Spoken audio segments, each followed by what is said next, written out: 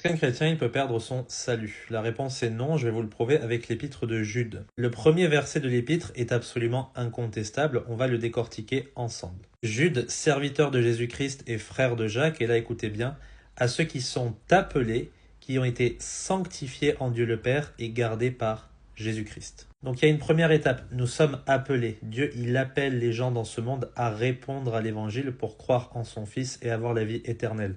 Eh bien, ceux qui ont répondu à cet appel, qu'est-ce qui s'est passé? Ils ont été sanctifiés en Dieu le Père. C'est-à-dire que nous sommes devenus saints. Notre esprit, qui autrefois était mort, est maintenant parfaitement devenu saint. On peut entrer au paradis grâce à Jésus-Christ. Ensuite, qu'est-ce qu'il rajoute? Nous sommes gardés par Jésus-Christ. Donc ceux qui ont été appelés et qui ont répondu à l'appel, eh bien, ils sont devenus saints. Et en plus de ça, ils sont gardés par Jésus-Christ. Vous voyez ce que je veux dire?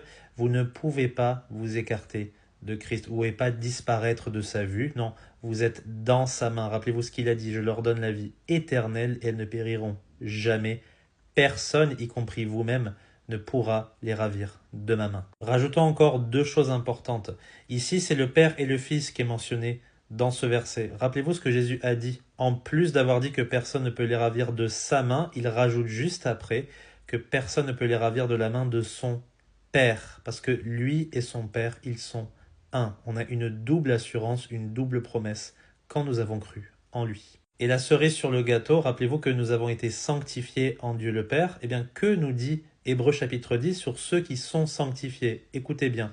Car par une seule offrande, il a rendu parfait pour toujours ceux qui sont sanctifiés.